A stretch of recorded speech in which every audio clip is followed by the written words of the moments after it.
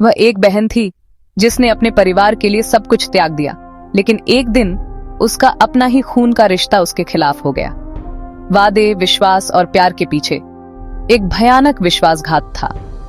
वह धोखा जिसने उसे अदालत के दरवाजे तक धकेल दिया। घर के बाहर की शांति, अंदर कई तूफान छुपाए हुए हैं।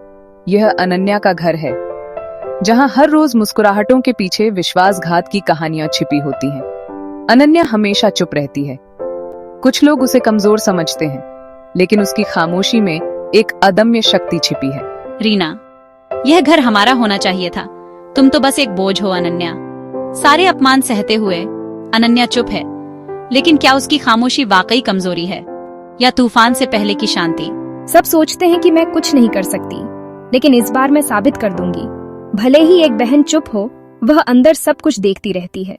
घर के बाहर की शांति, अंदर कई तूफान छुपाए हुए है।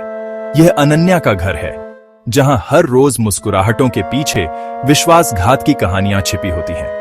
अनन्या हमेशा चुप रहती है। कुछ लोग उसे कमजोर समझते हैं, लेकिन उसकी खामोशी में एक अदम्य शक्ति छिपी है। यह घर हमारा होना चाहिए था।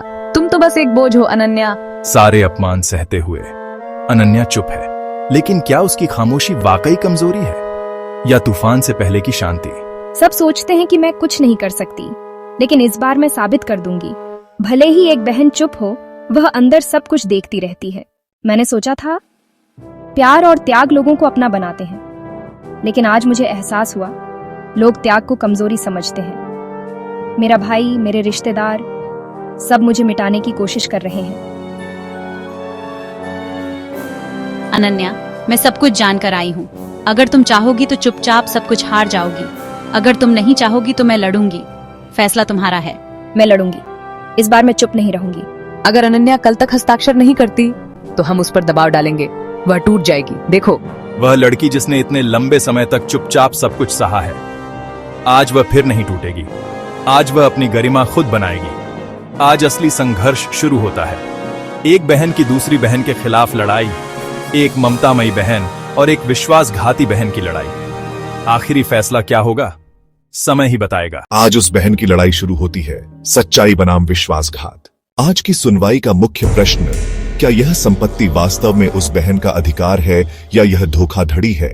माननीय, हमारे मुवक्किल को उसके परिवार के सदस्यों ने धोखाधड़ी करके उसकी संपत्ति से जबरन वंचित कर दिया।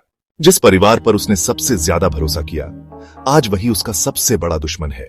यह आरोप पूरी तरह से झूठा है। उसने स्वेच्छा से दस्तावेज पर हस्ताक्षर किए थे। कागज दिखाया जाए।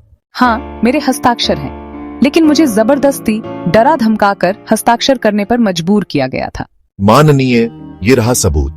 हस्ताक्षर जबरदस्ती करवाए गए थे। अदालत कहती है ये दस्तावेज अवैध है। संपत्ति उस बहन की है। आज मैं सिर्फ एक बहन नहीं, एक इंसान हूँ। मैंने अपने अधिकार वापस पा लिए हैं। न्याय देर से हो सकता है, लेकिन सत्य कभी असफल नहीं होता। अगर यह कहानी आपके दिल को छू गई है तो इसे लाइक जरूर करें। टिप्पणियों में लिखें, क्या एक बहन हमेशा चुप रहेगी? ऐसी और कहानियों के लिए अभी सब्सक्राइब करें।